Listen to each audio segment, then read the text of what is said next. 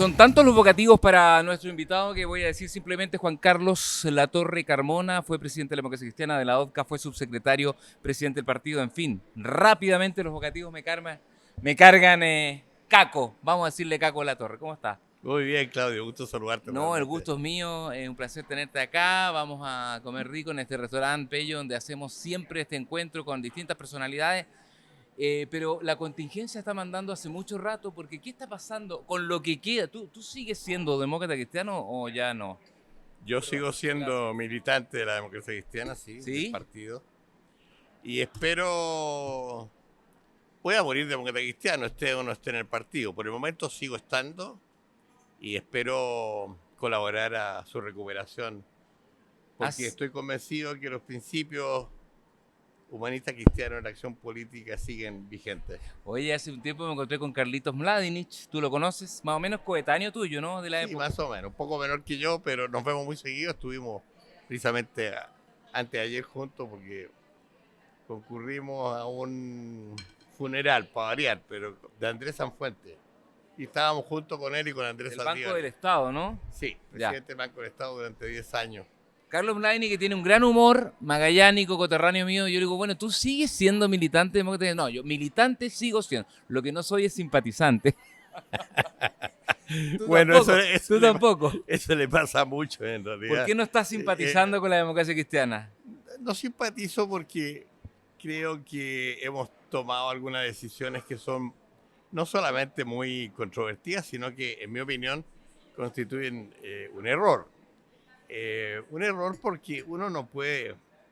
Hay una frase, bueno, que es bíblica, viene en el Evangelio, que dice, ¿de qué sirve ganar, en fin, el mundo si uno pierde su alma?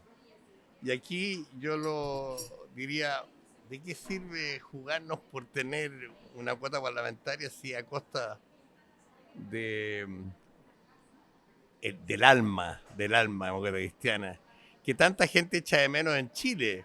Porque en Chile hubo mucha gente que estuvo cerca de la democracia cristiana que la echa de menos en su esencia, en lo que es y ha sido históricamente, y que lamentablemente tiene hoy día un instrumento político denominado Partido Demócrata Cristiano que deja mucho que desear.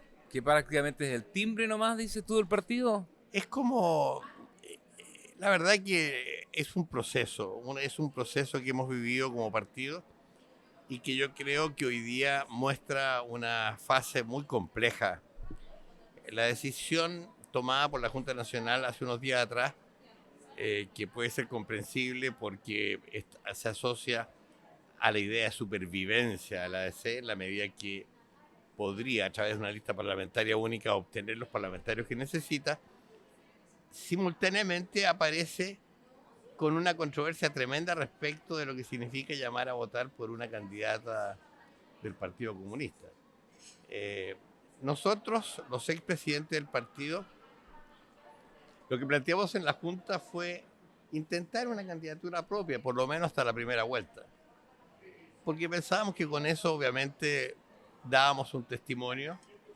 Muchos decían, ¿de qué sirve dar un testimonio? Bueno, nosotros creemos que los testimonios son claves, también en la acción política, sobre todo cuando uno lo que busca es credibilidad de personas que siguen una corriente, un ideario. En Chile hoy día se da una coyuntura además que nos parece especialmente preocupante, y es que estamos optando entre opciones que parecen irreconciliables. Hay una polarización tremenda. Ya. Y esa polarización, evidentemente que creemos que no le hace bien al país. Creemos que la polarización debiera tener también como contrapartida algún grupo de personas importante, ojalá con una fuerza política, que llame a mayores acuerdos, a velar porque en la medida que exista mayor estabilidad política y social, es más fácil sacar adelante el país en todas las necesidades pero que esto tiene. tiene nombre y apellido: Buenchumilla, Proboste, Kraus, por ponerle tres figuras que están detrás de esta... Alejandra Kraus, diría yo, porque Enrique Kraus estuvo con nosotros en todo el planteamiento que hicimos. La hija de don Enrique Kraus, Alejandra Kraus. Ellos son los responsables de este vuelco, de este abrazar la candidatura de Janet Jara prácticamente sin ninguna condición a cambio. ¿O hay Lamentablemente condiciones a cambio que van a permitir la subsistencia del Partido Demócrata Cristiano y en virtud de eso era esto o la muerte, la desaparición, la extinción absoluta? es una apuesta que ellos han hecho y que lamentablemente sí se personaliza mucho en ellos y en una persona que además ha jugado un rol, en mi opinión, nefasto, que es de aproximarse antes de exigir que haya bases de un acuerdo, porque ¿Quién es ella? esta persona es Erika Edo, vicepresidente de la Cámara de Diputados, que parece como una persona que está muy cerca de Janet y que creo yo personalmente, es feo decirlo, pero ha jugado mucho su cosa personal. Si uno piensa en lo que fue el planteamiento de Francisco Buenchumilla, él dijo en una carta pública, que nosotros se la hemos hecho presente, que él no estaba dispuesto a firmar un cheque en blanco. Incluso más, utilizó una frase bastante interesante. Él dijo, yo no estoy para contratos por adhesión. Y él dijo que el acuerdo debía tener 3 condiciones cumulativas. Primero, que hubiera efectivamente un acuerdo parlamentario, una lista única. Segundo, que hubiera un programa de gobierno. Y tercero, que hubiera una coalición estructurada. Y la verdad es que ninguna de esas 3 cosas existe hasta el día de hoy y ya estamos entregados a una candidatura que, además, Que va a perder, dices tú. es muy difícil que gane. O sea, es un realismo. Si uno ve, si las encuestas algún valor tienen, por lo menos grueso, evidentemente que las posibilidades son menores. Lo que no me alegra, porque yo soy una persona que obviamente adhiere a posiciones progresistas en el país. No me gusta la posibilidad de que triunfe la ultraderecha en Chile. Tampoco me gusta que esté presente con tanta fuerza la ultraizquierda. Y lamentablemente para aquellos que creemos en la necesidad de acuerdos que den estabilidad al país, hoy día aparecemos casi sin candidatos. Bueno, pero ¿qué vas a hacer? Porque indudablemente cuando abras la papeleta en... ¿Cuándo son las elecciones? ¿En octubre, noviembre? En noviembre o en diciembre, ya ni me acuerdo. En noviembre vas a encontrar Jara Cast o Jara Matei. Tú frente a esas disyuntivas, ¿no votas por ninguno de los dos? ¿Anulas el voto? ¿O estarías dispuesto a votar por Cast si es que la alternativa es Jara? ¿Te has Mira, puesto en ese escenario? yo sí, por supuesto que es inevitable. Yo creo que somos todos los chilenos los que nos ponemos en esa disyuntiva. Lamentablemente es como que una vez más, Quise morir por cianuro, por arsénico. exactamente, el mal menor. Y uno no sabe qué es lo que es el mal menor porque es una apuesta. No sabemos lo que puede ser en el caso, por ejemplo, yo como tú decías, yo fui presidente de la OTCA.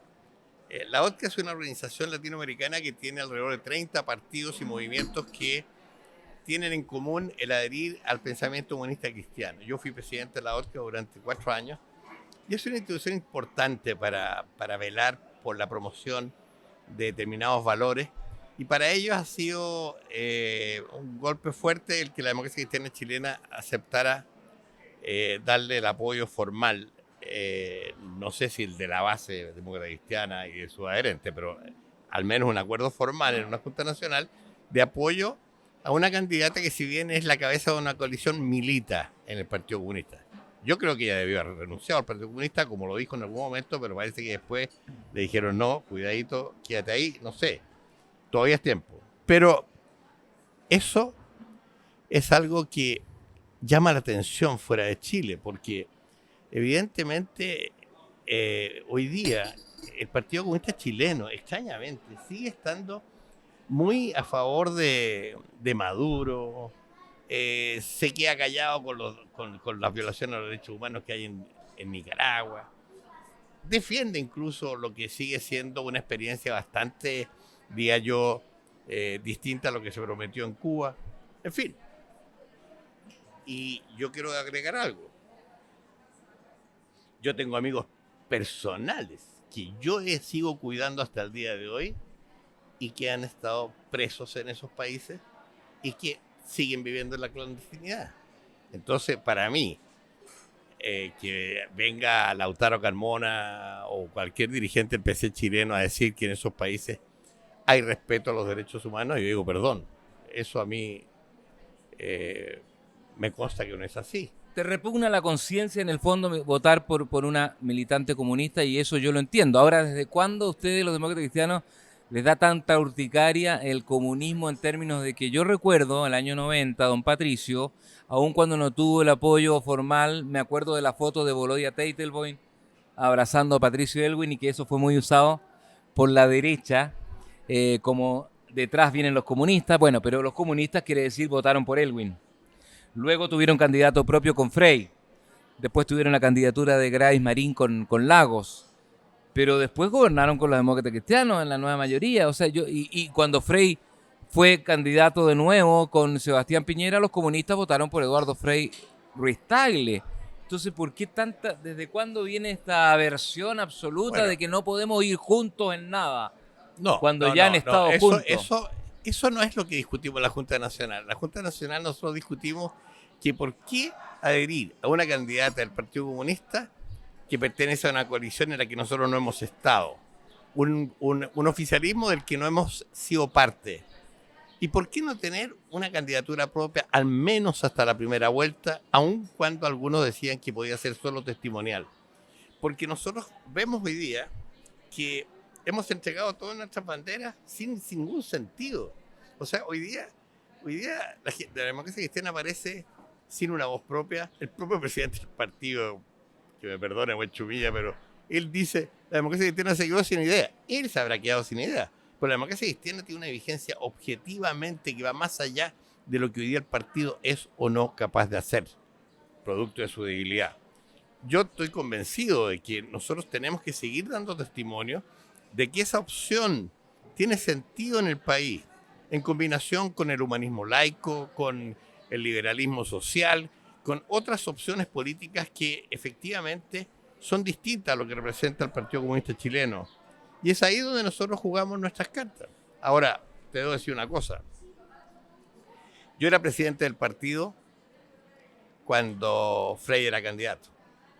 En esa oportunidad, nosotros en la Directiva Nacional de la Democracia Cristiana llegamos al convencimiento de que era mejor tener al Partido Comunista presente en el Parlamento que tenerlo solo en la calle a la cabeza de los movimientos sociales. Y que había que dar una oportunidad para que el Partido Comunista efectivamente estuviera en el Parlamento. Y te voy a recordar algo que mi querido amigo Rodolfo Seguel nunca deja de recordármelo. Nosotros le pedimos a él que se omitiera en San Miguel, le pedimos que fuera candidato en Calama como ex dirigente de la Confederación de Trabajadores del Cobre, y en ese cupo salió electo Tellier, presidente del Partido Comunista durante muchos años. O sea, nosotros no estamos hablando aquí de un anticomunismo, nosotros creemos que hay que reforzar la democracia. Y en ese momento pensamos que era mucho mejor que efectivamente ellos estuvieran en el Parlamento. En esa oportunidad ellos tuvieron candidato propio, Arrate. Nosotros ahora le planteamos en la Junta Nacional que por qué nos obligaban a no tener candidato propio como condición para ir en lista única. O sea, el doble estándar de ellos ha sido inaceptable, porque nosotros ya habíamos aceptado nuestra oportunidad que ellos fueran en una lista conjunta a pesar de tener un candidato propio, que era Arrate, en primera vuelta. Que en segunda vuelta hayan votado por Frei, no estoy seguro, pero démoslo por posible, ¿ya?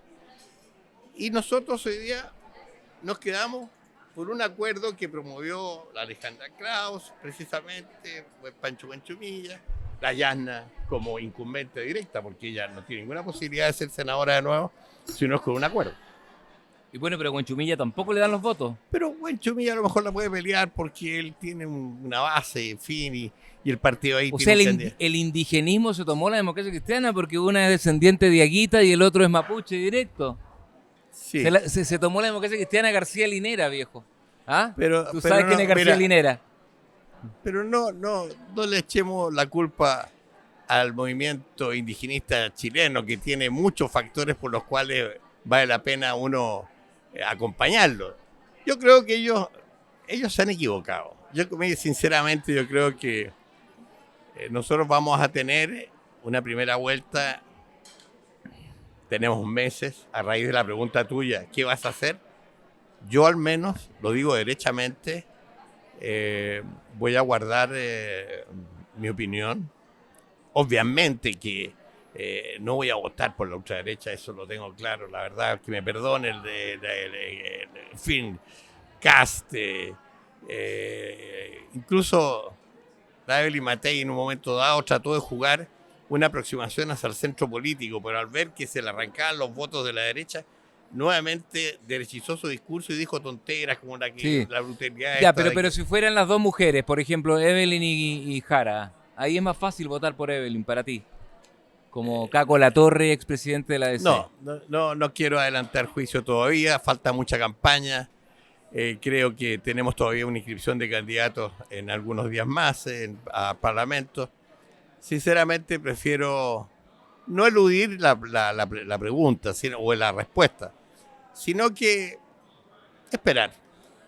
Yo hacía un raconto de las relaciones históricas de la democracia cristiana y los comunistas. Me olvidaba de una notable. Yo estuve el día que murió Radomiro Tomic Romero, candidato de la democracia cristiana en el año 70, y me consta cómo los comunistas fueron a montar guardia de honor al féretro de Radomiro Tomic, porque cuando fue la ley maldita, la primera vez que los comunistas fueron proscritos en el gobierno de González Videla, hubo un famoso yo acuso desde el Congreso que lo hizo Radomiro Tomic. Así que los demócratas cristianos sí que han defendido a los comunistas históricamente. Es que eso es muy importante que tú lo recuerdes por lo siguiente. Durante la dictadura, la persecución a dirigentes de izquierda, fundamentalmente, también hubo persecución contra gente demócrata cristiana, pero obviamente la mayor persecución la vivió la gente de izquierda y el Partido Comunista vivió una situación muy dura. Y la democracia cristiana nunca dudó de defender a esa gente. Yo recuerdo que yo decía, mira, este gallo lo están persiguiendo, profesor en la facultad. Yo estudié ingeniería, bueno, soy ingeniero y varios de los profesores de la facultad fueron perseguidos. Entonces me decían, pero si es comunista. Era como obvio, que ¿por qué no lo iban a perseguir si era comunista? Y yo digo, eso la democracia cristiana no solo lo contuvo, sino que reaccionó duramente en contra de esa gente que pensaba que por el hecho de pensar una persona de determinada forma correspondía que la persiguiera. Yo creo que no ha sido una respuesta anticomunista la nuestra, la de los expresidentes del partido. Ha sido una reafirmación de lo nuestro. Nosotros en la Junta Nacional no hicimos mención del Partido Comunista. Hicimos mención de lo que nos parecía a nosotros que debía jugar la democracia cristiana. Y lamentablemente perdimos. Oye, Caco, pero no terminaste la frase, faltó esto, complete la oración. ¿La ODCA expulsó a la democracia cristiana? No, suspendió. ¿Suspendió la ODCA, la DC chilena, por haber adherido a la candidatura comunista? Sí. ¿Y eso cuándo fue eso? ¿No? Ahora, el viernes, hace unos 24 horas, es noticia en desarrollo. No te lo puedo creer. ¿Y esto son los países que votan? ¿Cómo funciona? ¿Los Los representantes? partidos que forman parte de un comité directivo. Un comité directivo donde hay gente que yo conozco mucho, de muchos años. Tal como te decía, yo estuve hasta hace 2 años como presidente de la ODCA. En consecuencia, me duele mucho esta suspensión. Ellos han dicho que van a esperar la elección y la suspensión dura hasta esa fecha, hasta la elección de primera vuelta. No nos han preguntado nuestra opinión. Yo, que soy el último expresidente chileno de la ODCA, hasta hace 2 años atrás, 3 años, no he recibido ningún tipo de consulta. He conversado con varios de mis amigos, no me han hecho alusión al tema. Algunos me llamaron para decirme que ellos no iban a interferir en la situación chilena, que no les parecía correcto. Pero en el fondo fue como un cariño personal, porque políticamente para muchos de ellos es incomprensible que la democracia cristiana chilena, que ha sido un partido ejemplar en su historia para el resto de los latinoamericanos. O sea, la democracia cristiana chilena es el partido que promovió propuestas, planteamientos ideológicos, ideas fuerza para darle contenido al desarrollo del pensamiento humanista cristiano en la política.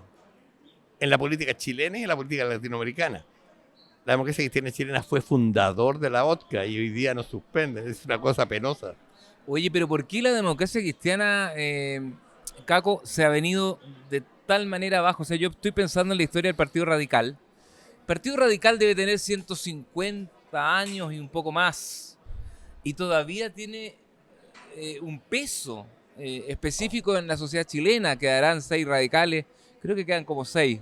Digamos, no en el partido, sino con representación parlamentaria, me refiero. Y sin embargo, la democracia cristiana, que es mucho más reciente, que se cinde el año 37, se funda el 57, el 65 se convierte todo el país en la marea azul, ¿cómo se llamaba? Bueno, tú eras más joven, no estabas en ese lote, yo creo, del 64, no creo que hayas marchado en la marcha. No, yo marché ¿En la Patria Joven? con 14 años.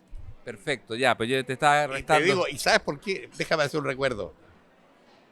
Porque mi madre, que en paz descanse, era en ese entonces una gran freísta. Carmona de los buenos, ¿no? De estos otros. Exactamente. Y ella era freísta y eso estaba muy presente por el lado de ella. Mi padre no se metía en ninguna cosa que tuviera ni siquiera la más mínima impresión de hacer política. No le gustaba. Lo veía como un elemento siempre de discordia y sobre todo al interior de la familia donde habían distintas posturas. Este hombre nació en una salitrera Chiave, para que lo sepas. Así No es. sé por qué naciste en una salitrera. Porque mi padre, muy poco después de recibirse como químico, él era experto en análisis físico-químico de aguas y se fue a trabajar a la Anglo Lautaro en Pedro. Yo nací en Pedro Valdivia. Nosotros somos 4 hermanos, uno de los cuales, el menor, falleció hace algunos años, pero solo mi hermana, una hermana mayor que yo, nació en Santiago. El resto nacimos en La Pampa, en Así que Pedro marchó Valdivia. el año 64 en lo que se conoció como la Marcha de la Patria Joven, en un discurso maravilloso de Eduardo Frei Pero Montalva debo en el aclarar lo siguiente. Parque Cousiño, donde terminó la marcha, ¿no? Te debo aclarar cómo marché. Salí con mi hermana, María Teresa. Salimos a ver que venía la marcha por la Gran Avenida. Y nos entusiasmamos y nos fuimos caminando en la marcha hasta el Parque Cousiño. Yo estuve en ese discurso famoso de Frei tremendamente emocionado. Te digo, yo tenía 14 años, estaba en 4º año de humanidades, o sea, yo era relativamente precoz en mis años. Yo entré con 16 años en la universidad y estuve ese día. Y la verdad es que tengo la impresión de que mucho de esa fuerza que había en ese momento estaba asociada a valores, estaba a principios básicos, ¿ya? No estaba asociada a grandes realizaciones porque en ese momento la democracia cristiana estaba recién teniendo la oportunidad de gobernar con Frei, la primera vez. Lamentablemente eso hoy día ya no está tan presente. La verdad que a mí me da un poco de pena, lo digo derechamente. Pero ¿por qué? ¿Por qué tanto? ¿Por qué el desplome, el desfonde tan brutal? Porque mira, mucha gente... En tan poco tiempo. Porque la democracia cristiana fue gobierno durante 30 años, partiendo por Elwin. Fue el eje del gobierno inmediatamente al reinicio de la democracia en nuestro país. Jugó un rol muy importante y lamentablemente yo diría que hay mucha gente que se acercó a la democracia cristiana no por sus ideales más importantes, sino que por la posibilidad que ofrecía probablemente de tener algún rol en tareas de distinta naturaleza, en fin. Y yo creo que eso fue desvirtuándose. También hay personas que no tuvieron paciencia. ¿Quiénes? Algunos que se fueron antes de tiempo, en mi opinión, que no dieron haber sido a la democracia cristiana. Soledad Alvear, Gutenberg Martínez. Desde luego, no tengo ninguna duda. Seguimos siendo grandes amigos y ahora obviamente analizamos juntos lo que ha sido esta historia y lo que debe ser el futuro. Estamos trabajando en la idea de cómo mostrar la vigencia del pensamiento humanista cristiano. Nosotros no creemos que estemos hablando de algo que todo el mundo lo tiene que hacer suyo. No, estamos hablando de que en Chile existe una cultura asociada al pensamiento de la iglesia, el pensamiento de grupos cristianos de distinta naturaleza, y que esa cultura tiene la posibilidad de seguir expresándose en Chile también en movimientos que pueden ser simplemente de principios humanistas cristianos. Puede seguir estando presente, desde luego, en movimiento social, en distintas iniciativas. Yo no dejo de pensar, la Iglesia Católica jugó un rol muy importante en el trabajo que dio forma a la democracia cristiana chilena. Y de repente ellos dicen que nosotros, los demócratas cristianos, dejamos a la Iglesia. Yo digo muchas veces que fue la Iglesia la que nos dejó a nosotros, no nos acompañó. La crisis de la Iglesia también nos hizo mal a nosotros. También azota, por supuesto. Oye, y para el... Bueno, tú a Eduardo Frei Montalva lo conociste personalmente, ¿tienes alguna anécdota con él o lo veías como un niño, una figura? ¿Lo conociste después ya siendo expresidente, más cercano? Lo conocí cuando yo era dirigente de la FECH, el año 1968. ¿Qué tal era el hombre? Era una persona muy acogedora, muy simpático. Era muy simpático. Entre los dos Frei, porque los dos los conoces. Sí, o sea, Frei padre tenía una facilidad para aproximarse a él. Era una persona muy atractiva. Eduardo Frei Ruiz-Tagle, el hijo, tiene como una característica de un hombre más parco, ¿ya? Cuando uno entra cuando tiene una relación más estrecha, yo la tengo con él, él hace broma y en fin. Es verdad, uno lo conoce en la intimidad y nada que ver el personaje público. ¿Por qué no trasunta un poquito más de eso? Hubiese sido... Yo creo que él carga con lo que es la historia de su padre, de su familia. Él ha sido esta cosa que se llama la dignidad del cargo, la dignidad de lo que tú representas, que no solamente, obviamente, permite que tú expreses lo que tú eres, sino que además tienes que tener un cierto cuidado en la forma, en el contenido de muchas de tus afirmaciones, en fin. Yo creo que Frei Ruiz-Tagle en eso ha sido sin duda una persona que ha dignificado la actividad política, que sigue teniendo un rol en el país, que él no lo pretende en la política, pero sí lo pretende en el mundo de la infraestructura. Pero hay mucha gente que lo está postulando de nuevo ahora a los 80 años. Pero por supuesto, porque se ha ganado un reconocimiento. Él mismo ha dicho que no puede, que no le interesa, que ya tiene 80 y tanto, en fin. Pero yo lo veo en su salud muy bien, vigente. Revisaba tu historia, me llamó la atención porque yo te hacía siempre subsecretario de Obras Públicas de Lagos, pero leí que te nombró Frei. Sí, pues yo fui... O sea, debe ser uno de los... Junto a Belisario Velasco, que en paz descanse, Belisario Velasco Chiave, te lo cuento, lo nombró Pinochet, porque tenía que tomar el juramento a todos los de Elwin el primer día de la democracia. Y me encontré con el caso de Caco Latorre, que lo nombró Frei, pero unos días antes de que gane Lagos.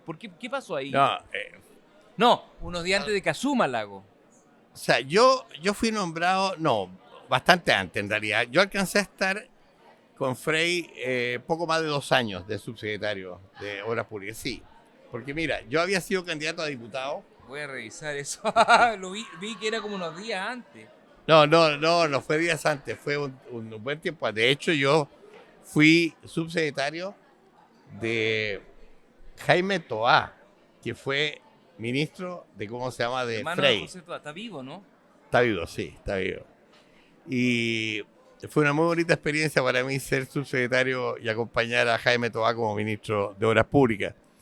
Y después Lagos me confirmó en el cargo y me dejó durante 3 años. Yo he sido una de las personas que más ha durado como subsecretario de Obras Públicas. Pues.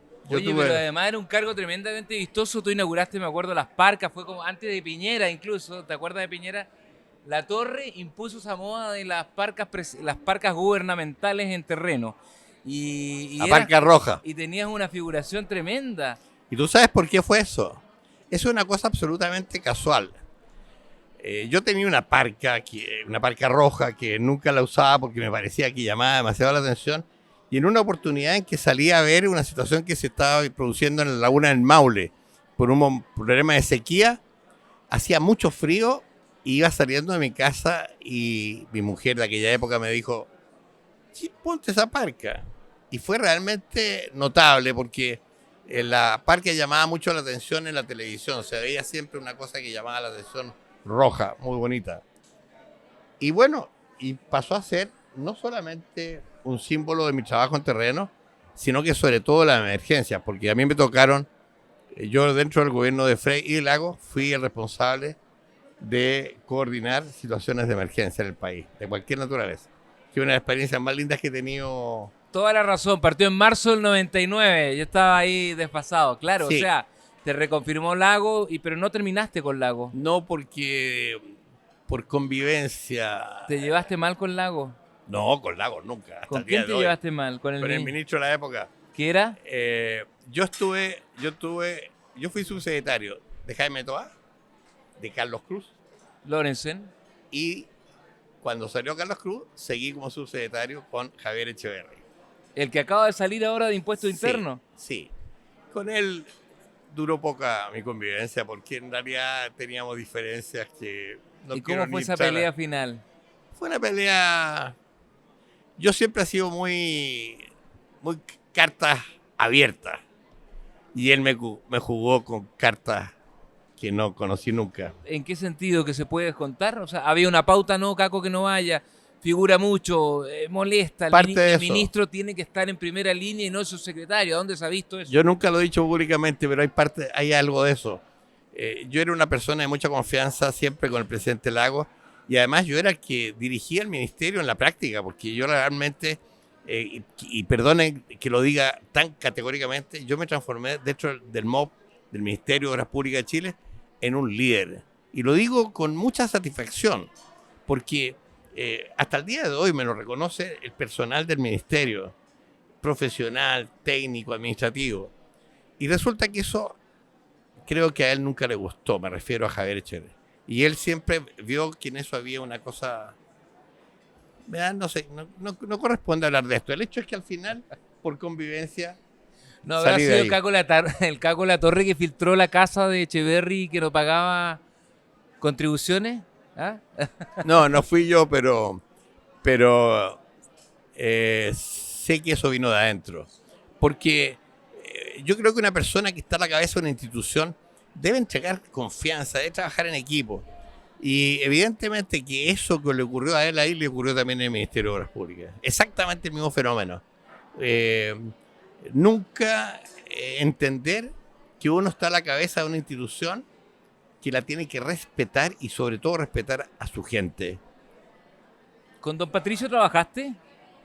Con don Patricio No, porque eras diputado. era diputado. Pero te tocó... Imagínate, Mira, yo quiero decir una cosa, perdón, tenemos poco tiempo, Chiave, ya sé que me tengo que ir. Mira qué lindo regalo me ha traído aquí el Caco La Torre. Este libro se editó para la muerte de don Pato. Miren, es un libro maravilloso que muestra lo que fueron estos funerales de Estado donde me tocó participar y a Chiave también, por supuesto, como camarógrafo, grabando toda esta secuencia maravillosa. ¿Quién es el fotógrafo? No, es Jesús Inostroza, ¿no? Sí, pues, Jesús. Ah, él es. Sí, pues, Jesús. Jesús Inostroza, perdón, Eso. no sabía. Fotógrafo de la época, que de la época pasó la campaña de Don Pato y se quedó en la moneda hasta Lagos. Gran Exactamente. fotógrafo, gracias por el regalo. No, mira, don Pato para mí es un personaje especial. Hay mucha gente que no sabe. Cuando yo fui uno de los organizadores de la Asamblea de la Civilidad y el gobierno el año 86 dictó orden de detención, estuvimos escondidos con Juan Luis González, presidente del Colegio Médico, en varias casas, entre otras en la casa de don Patricio. Y Arturo Y- Medina. Sí, estuvimos escondidos ahí durante 4 o 5 días. A tal punto que cuando don Pato fue electo presidente de Chile y yo era diputado, yo le decía a veces cuando nos encontrábamos, oiga, don Pato, yo hubiera sabido que usted iba a ser presidente de Chile, me habría quedado en su casa una semanita más. Y Me él había quedado viviendo ahí. él se reía, ¿eh? Y la familia de él también, con el que tengo una relación muy estrecha hasta el día de hoy. Don Pato fue para mí una persona extraordinaria, realmente. Bueno, tengo miles de anécdotas, yo sé que no es posible contarlas, pero hay muchas de ellas que hablan de su sabiduría, de su sencillez. Una vez me De dijo su una humildad, cosa tan simpática, estábamos ahí en su casa, en esa misma Arturo Medina, y era por una cifra de no sé cuántos millones de un reajuste que necesitaba el Ministerio de Educación. Y él dice, mire, yo en estos temas no me meto, porque yo tengo esta casa que usted ve acá, una en Algarrobo y un auto Peugeot. Y todo eso suma como 150 millones de pesos. Todo lo que exceda esa cantidad. Pero no, pero si mira, yo te voy a contar una anécdota. Yo era diputado y resulta que todos los años se producía en la zona de Colchagua y en la sexta región un problema con el precio del trigo, del maíz, porque no había un poder comprador del Estado que protegiera al campesino, al agricultor familiar, a la agricultura familiar campesina. Entonces, yo un día voy y lo llamo por teléfono y digo, presidente, ¿por qué no me ayuda? Necesitamos un poder de compra para poder defender el precio de esta gente. De lo contrario, los compradores nacionales pagan un vil precio. Entonces me dice, mire Caco, me dijo, usted es amigo del Toby, ¿no es cierto? El Toby Rodríguez, Jorge Rodríguez Grossi, que era subsecretario de Economía en ese tiempo, o de Hacienda. Sí, le digo, soy amigo de toda la vida de él. Mire, llámelo, porque a lo mejor él le resuelve el problema. Porque a mí me dicen que hay plata, pero que no se puede gastar. Y yo no lo entiendo mucho eso. Entonces, pero él con una disposición tan genuina, ¿ya? Y además con una confianza especial, por supuesto, y con una modestia, una humildad que yo creo que nunca una persona, por muchos roles que tenga, debe perder. Y él nunca la perdió. Nunca. Conociste a los dos presidentes Frey, conociste al presidente Lago, al presidente Elwin, a la presidenta Bachelet. ¿Cuál es tu evaluación del presidente actual de Chile comparado con estas otras personas? Bueno, yo creo que ha sido una experiencia que él vivió muy anticipadamente. Creo que Gabriel Boric resultó presidente sin que él mismo se lo imaginara, a una edad muy temprana. ¿Aprendió en el cargo? Yo creo que sí, o sea, yo creo que es imposible que no haya aprendido. Yo creo que es una generación que ha aprendido pasándola mal también. Yo creo que los errores que han cometido muchos de los que han estado en tareas de gobierno, acompañando a este gobierno, obviamente que han aprendido. Y hay que tener cuidado en el juicio. Cuidado por lo siguiente, porque yo creo que van a estar presentes en la política chilena harto rato. Harto rato. Oye, dijiste una cosa, yo anoto acá, me encanta el Pello porque ponen unos individuales, entonces uno puede tomar apuntes en los individuales. ¿Jara está a tiempo de renunciar al Partido Comunista? Yo creo que ella, si quiere ser creíble cuando ella dice que es candidata de una coalición y no la candidata del PC, deberá hacer lo que hicieron otros candidatos en coalición, que fue renunciar a su partido. Ya, pero don Pato renunció al partido porque él quería darle garantía a todos los chilenos de que sus 4 años de presidente él no iba a estar metido en la contingencia de su propio partido. La misma garantía que le podría dar a todos los que estén en la coalición. Y yo creo que es una garantía. O sea, no solamente, yo creo que ella debe imitar, ella tiene condiciones excepcionales, creo yo, como candidata, que van más allá de lo que la gente puede apreciar en el Partido Comunista. O sea, ella es mucho más simpática, por decirlo de una forma gráfica, que Lautaro Carmona, no cabe ninguna duda. O que Jadwe. O que Jadwe. Yo tengo una cierta amistad con Lautaro, producto de actividad política de muchos años. No lo digo en mala forma. No son parientes, ¿no? No somos parientes.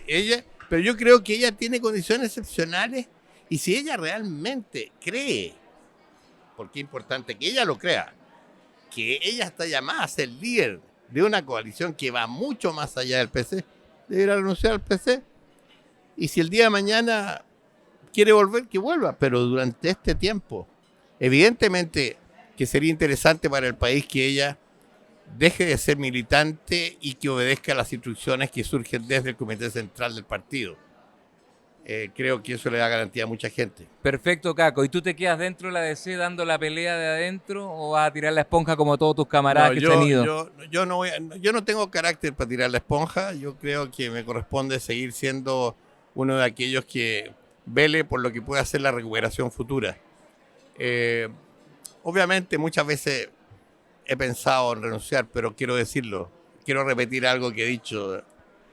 Cada vez que renuncia algún camarada y amigo de tantos años, me duele en el alma. Y por eso es que he decidido no autoinferirme ninguna pena. La última pregunta, entonces, si Janet Jara renuncia al Partido Comunista, ¿votas por ella? Lo podría conversar con ella incluso, pero no, por el momento no adelanto opiniones. No va a votar. Gracias, Caco, y gracias por el libro. Hacemos otro encuentro porque quedaron un montón de cosas, sobre todo cuando uno se encuentra contra estos personajes que han marcado y que han estado presentes tantos años en la historia política chilena. Claro, un programa de 40 minutos hace corto, pero lo vamos a volver a invitar al Caco Latorre, que además hoy día está casado por tercera vez. No, Con, tengo obviamente mi pareja. y su pareja es actualmente. bien de derecha, yo debo decir, es bien... Nunca Sí, nunca has ella- tenido problema para relacionarte sentimentalmente con gente que tenga ideología política distinta. No, dificultades siempre hay, obviamente, pero No, yo pero creo con que... Jimena Rincón los dos eran militantes. Sí, por supuesto, y con mi primera mujer, Yana, también, todavía... ¿Era demócrata Muy- cristiana también? Sí, ella fue demócrata cristiana siempre. Ahora Hoy que día estás- no sé, O sea, te pero- estás virando a la derecha No. en la madurez de tu Este vida. fue un encuentro casual en la vida que fructificó en una relación muy grata y que mantengo hasta el día de hoy con mucho gusto. Bueno, ahora nos vamos a almorzar Chiave. Muchas gracias. Gracias, Muchas Caco, gracias ¿ah? a ustedes, gracias, que esté muy bien. Muchas gracias por la invitación. Audio Jungle.